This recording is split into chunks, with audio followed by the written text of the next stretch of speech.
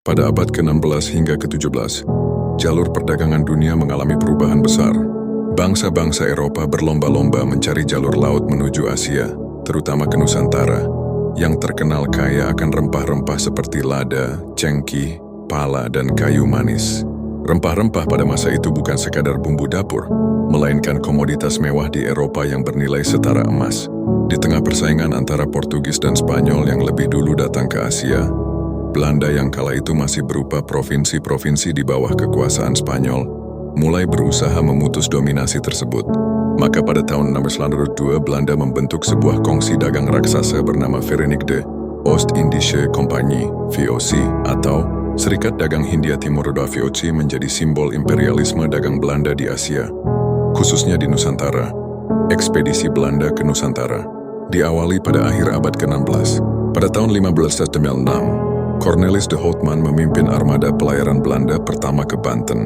Tujuan utama mereka adalah untuk membeli rempah-rempah secara langsung, memotong jalur monopoli Portugis yang sudah bercokol di Malaka sejak 1511. Di Banten, Cornelis de Houtman disambut dengan waspada. Hubungan dengan penduduk lokal sempat tegang karena sikap kasar awak kapal Belanda. Namun perjalanan ini membuka pintu bagi ekspedisi-ekspedisi Belanda selanjutnya. Mereka belajar bahwa untuk menguasai perdagangan rempah-rempah, dibutuhkan lebih dari sekadar pelayaran. Diperlukan kekuatan militer dan pengaruh politik. Pada 20 Maret 1602, 7 perusahaan dagang Belanda bergabung menjadi satu di bawah nama VOC. Pemerintah Belanda memberikan VOC hak istimewa monopoli perdagangan di Asia Timur, hak perjanjian raja lokal, hak membangun benteng, hak merekrut tentara, hak perang dan damai. VOC pada dasarnya adalah negara di dalam negara. Dengan modal besar dan armada kapal yang kuat, VOC mulai membangun jaringan pos dagang, loji, di berbagai pelabuhan Nusantara. VOC pertama-tama berusaha menyaingi Portugis di Malaka. Setelah gagal merebut Malaka di awal abad ke-17, VOC mengalihkan fokus ke Maluku, pusat rempah-rempah dunia. Pada 1605, VOC berhasil merebut benteng Portugis di Ambon, menjadikan Ambon markas penting VOC di Maluku. VOC kemudian memaksakan monopoli rempah-rempah dengan berbagai cara, membuat perjanjian dengan penguasa lokal, memberikan perlindungan militer, menghancurkan kebun rempah milik rakyat yang tidak mau menjual ke VOC, mengadakan ekstirpatie, pemusnahan pohon rempah di luar wilayah yang dikuasai VOC agar harga tetap tinggi. Di Banda Neira, VOC bahkan melakukan pembantaian massal pada 1601 di bawah Gubernur Jenderal Jan Pieterszoon Coen karena penduduk Banda menolak monopoli pala VOC dan tetap berdagang dengan pedagang Inggris. Gagal menguasai Malaka, VOC memerlukan basis kuat di Jawa.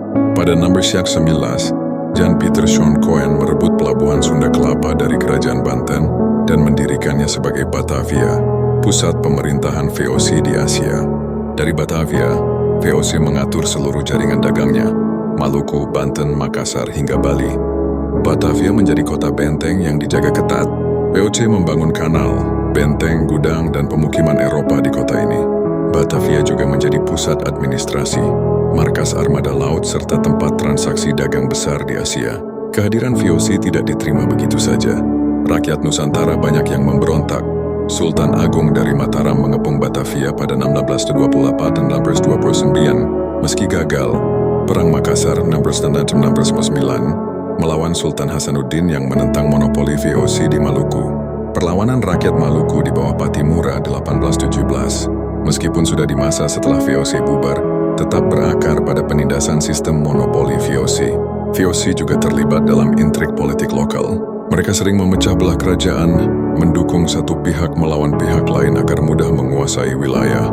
Hal ini terlihat pada konflik kerajaan Banten, Cirebon, hingga perang suksesi di Kesultanan Mataram. Pada abad ke-17, VOC menjadi perusahaan multinasional terbesar di dunia. Keuntungan rempah-rempah mengalir deras ke Belanda, membiayai pembangunan Amsterdam hingga menjadikan Belanda kekuatan maritim terkemuka.